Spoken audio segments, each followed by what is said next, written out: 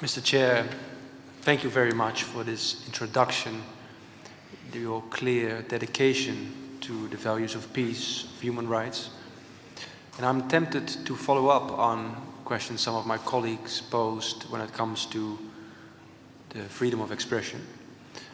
But I wanted to ask your view on another topic, on those youngsters in our country, young men, young women, who are tempted by a radical extremist version of Islam to join the fight in countries like Syria, countries like Iraq.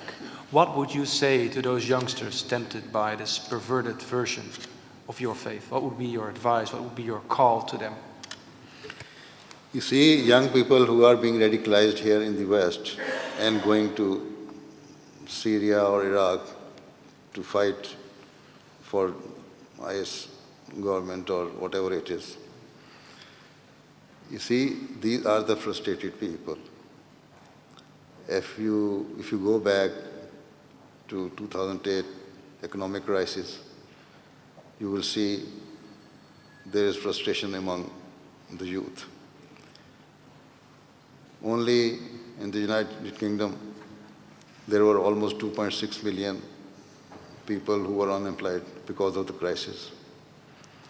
And millions of people were unemployed in the world and other parts of the world, countries of the world, developed world. And they are frustrated people. When they were asked, and among quite a big number of them are immigrants from Asia and other countries. And they are, unfortunately, they are Muslims. So when they see that they are being given or they are being, asked to come to join us and we shall pay you this much amount. So because of that frustration, in short, I'm telling you, they are being radicalized. This one reason is not only the reason, the religious reason, but is the economic reason as well. If they are given the opportunity to get jobs here, I think a quite good percentage of these radicalized people can be reduced. Even they say there was some improvement in the job opportunities in the United Kingdom, for instance, but it also said that the least beneficiaries of that was the youth. So they are again frustrated. So they are being radicalized. They were being radicalized and going there to fight for IS and were being heavily paid. For instance, it is said that some people, when somebody goes there, they pay them from $4,000 to $6,000 a month. Where they are getting this money from? This is why my question is, again, the same question. So, and now the situation has changed. Now they are saying they are still radicalizing through internet and other means, but they say now those people, especially the Muslim youth or families living in the West, should not come to Syria or Iraq anymore. They should stay there. They will guide them how to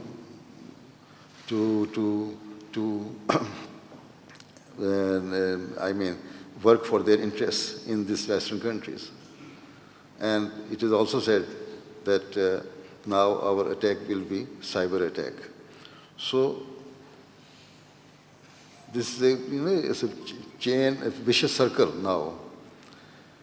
You cannot just stop it within no time. The only solution is to stop and, from the roots, nip the bud. Otherwise, they will, whether they go there or not, they are a danger for the Western world as well. And even now, those Syrians coming here, the IAS representative said that in every 50 people who are coming, refugees, one of them is IAS strong member. So this is one of the reason, economic reason. And then they are, secondly, is religious reason as well, because they do not know the true teaching of Islam, those who are Muslims.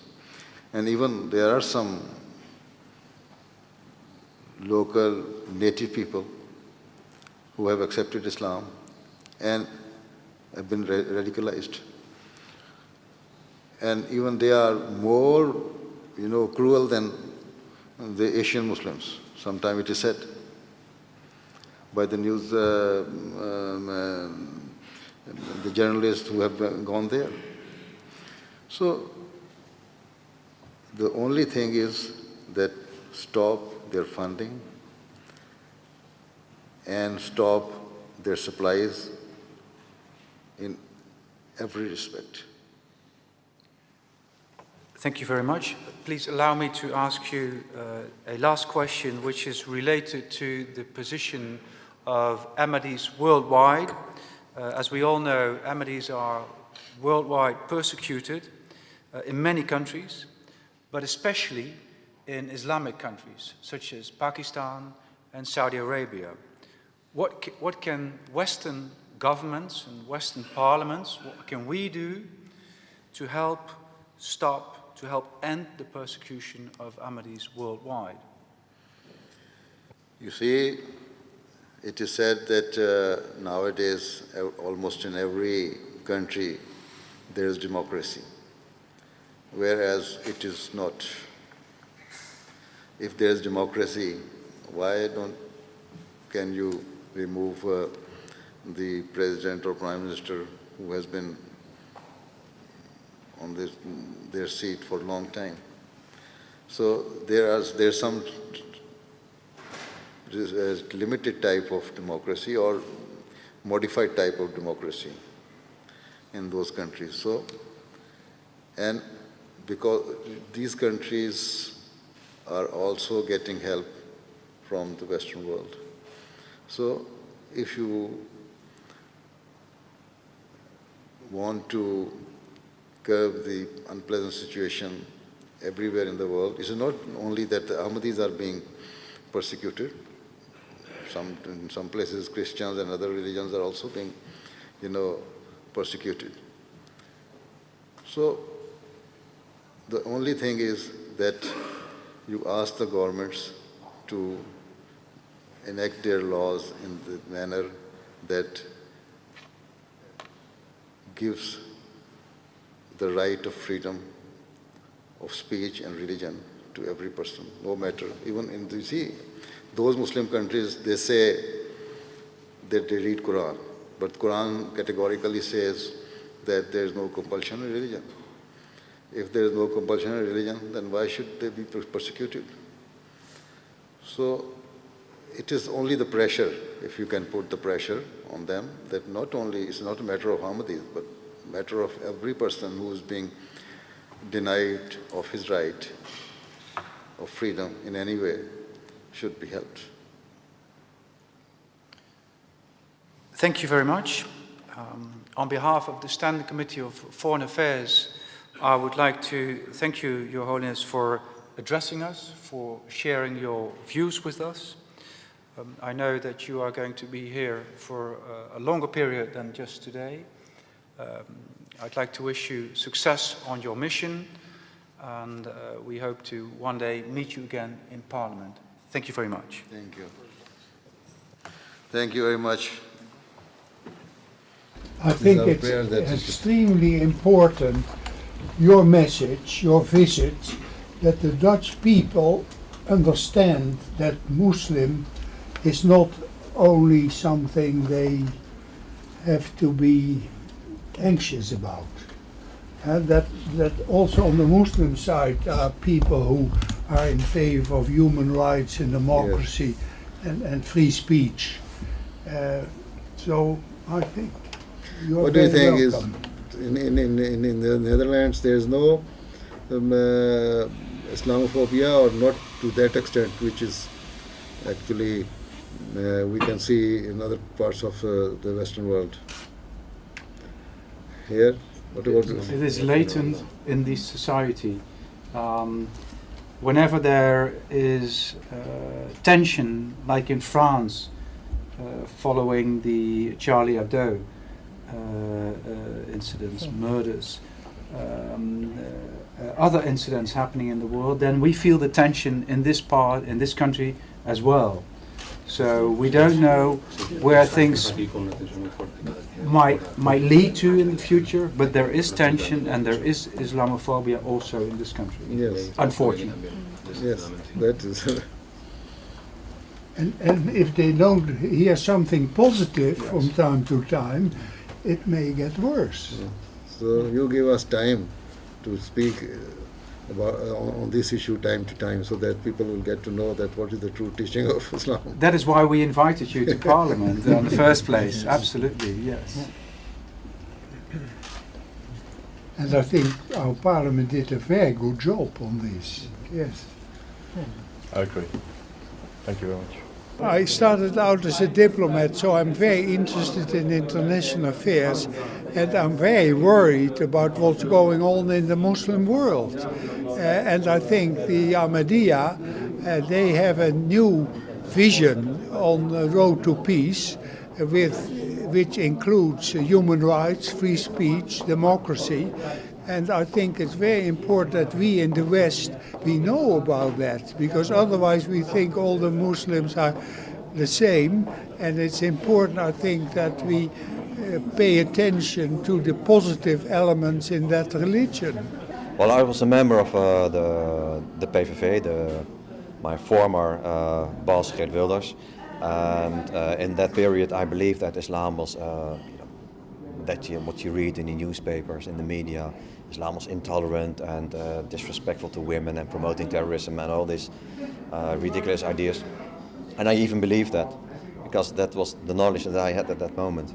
But during a certain amount of time, I was getting doubts. I thought, how is it possible that there are so many Muslims? They can't be all mean people or dangerous people. So I wanted to know more about Islam, and I went to the mosque. I studied Islam. I was reading the Quran. I was reading about the life of the Prophet, peace be upon him.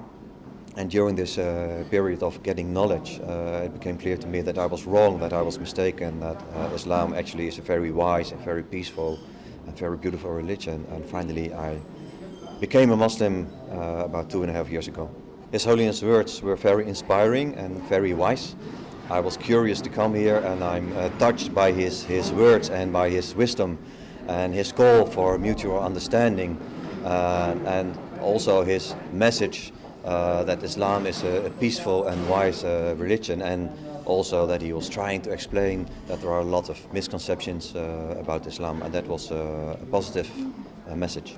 I think it is important right now, while we are having the debate in this country on the freedom of speech, at the same time we are discussing the situation in the Middle East. It is important to have a Muslim leader talking about interreligious harmony, about peace, and about the freedom of religion. Those three aspects are at the core of the debate in the Netherlands, and it's good to have a Muslim leader talking about these subjects in this country right now.